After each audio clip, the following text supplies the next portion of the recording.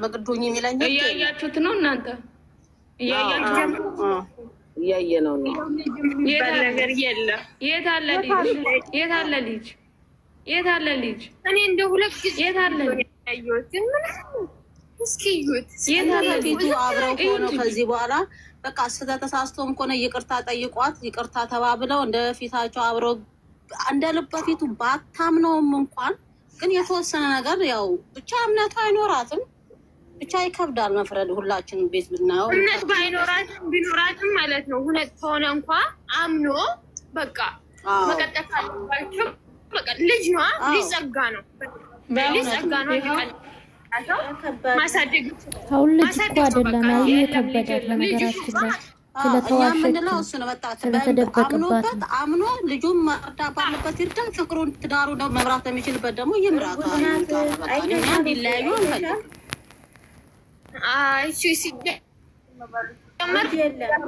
ልጅቱ እርጉዝ ብትሆንም ትዳር እንደዚህ ነው ብለን ሳንል የምናየውን ብለን እናያለን። ልክ የላታለሁ ለልጅቷ። ቆይ እሺ አሁን ያጠራጠረኝ ነገር ማለት ነው ያሩታ ቪዲዮ አይታችሁ መጨረሻውን አይተን ብንባት ፋፈኛ ይበልጥኛል የምትሆነው ይቅርታ አድርጎልኝና ማን ነው እንደዚህ ያለው? ለምንድን ነው ይቅርታ ጠይቃ የምትኖረው? ለምን ምን አቃጠላት? ለምን ሄደ? ነገም እኮ ሲከፋው ተነስቶ ሊሄድ ነው። መቼም ቢሆን ይሄማል መክራትም ሲሸከሽክ ይደር እንዴ ወይ ቀልድ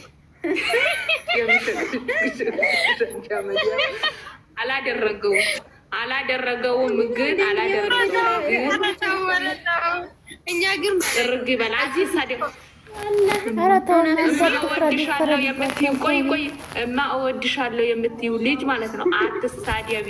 መጠየነው ነገር መጨረሻው ባላየነው ነገር መጨረሻው ባልተቋጨ ነገር ላይ አትፍረጂ። አትፍረጂ።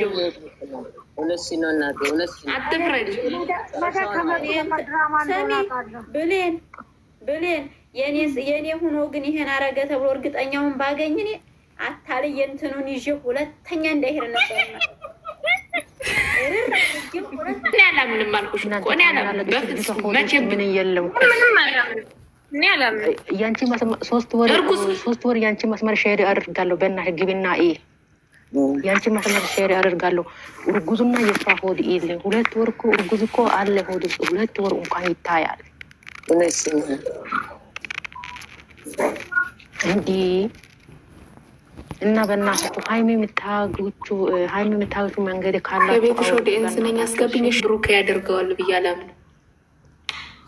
ግን ልጅቷ ሆድ ውስጥ እኮ ምን የላትም እኮ እኔ ምን እንደው ልሞት 2 ወር እኮ ይታውቃል። ጀመር እኮ ልጅቱ ውስጥ ምንም አይነት ልጅ የለም እኮ ልጅ የለም ሆዷ ውስጥ ቦርጭ መሰለኝ ሸንተረር ያላችሁት የኔ ሆድ ገልጬ አላሳያችሁም። መቼም እዚህ ጋር እኔ ሸንተረር አለብኝ ማለት ነው። የወለድኩበት ማለት ነው አለብኝ። አላሳያችሁም። ሸንተረር ወልዳ ይሆናል ሳትወልድ እርጉዝ ሆና ሸንተረር አያስታውቅም። ከተወለደ በኋላ ነው ሸንተረር የምታስታውቅ። ካለባትም እንደዚህ ካለባት ከወለደች በኋላ ነው። እኔ ላሳያችሁ እንዴ እዚህ ሚዲያ ላይ ነኝ። አላሳያችሁ ለምን ስለሚቀዱ አላሳያችሁ። ሌን አስገቢያት እስቲ ናኒ የኔ እናት አለሽልኝ ወይ? ቆይ በውስጥ አወራሻል። ናኒ ጠፉ። እህቶች እየተጎዱ ነውና እኔ ቢያንስ መናገር የምፈልገው እባካችሁ ራሳችሁን ጠብቁ። ሌላ ምንም የሚለው ነገር የለም። ማለት አንድ እህት በቀደም ሃይሚ ስትወድቅ ወድቃ በፊት ለፊቷ ነው የወደቀች። ፎቶ ነው የላከችልኝ። ጥርሷ ነው የተሰበረ። ይሄ ማለት ይገባናል። ከፍቅር የተነሳ ነው፣ ከመውደድ የተነሳ ነው። ግን ደግሞ ማለት ነው ማናችንም ቢሆን ከራሳችን በላይ መሆን አይችልም። ይሄ የታወቀ ነው።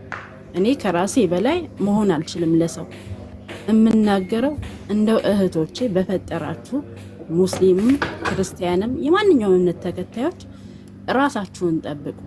እኔ በውስጥ የሚጻፍልኝ ዩቲዩብ ላይ የሚጻፍልኝ እግዚአብሔርን እኔ ዩቲዩቤን ዘግቼ ልወጣ ነው እነሱ እስኪመጡ ድረስ በፍቅር ማለት ነው። ለምን አልችልም።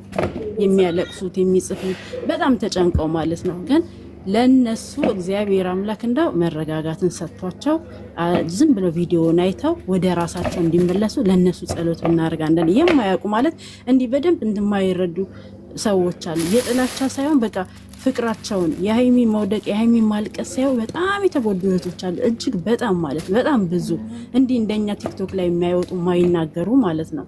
ስለ እነሱ ነው መልእክት ማስተላልፈው፣ ራሳቸውን እንዲጠብቁ።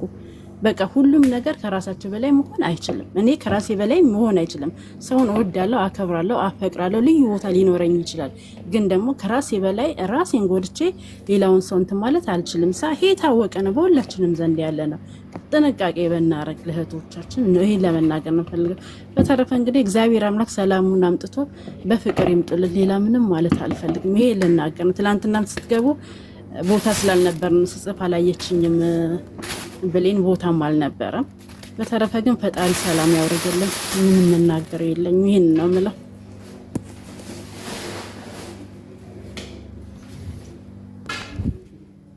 እሱ ማድረግ የሚችሉት ትላልቆች ናቸው። አሁን እነ ሀብ ሄደው ልጅቷ ቅርብ ናት፣ ያውቃሉ፣ ቡታጅራ ናት። እነሱ አሁን ማስቆም አለባቸው። ይሄ ልጅ ለምን ብሎስ ለምን ይሄን ያህል ጭንቀት ውስጥ ይግባ እንዴ? ባልሰራው ስራ እንደዚህ ነው እያለች እንትን ብላው ለምን ለሚያምነው ስለምን እንትን ይበል እንዴ? የሰው ልጅ እኮ በተነገረው ልክ ነው የሚያወራው። ሁላችንም አሁን በተነገረ ልክ ነው እናምናለን። ሰው ግን የሆነ ወሬ ሲበዛ ወደ ምር ይመጣል።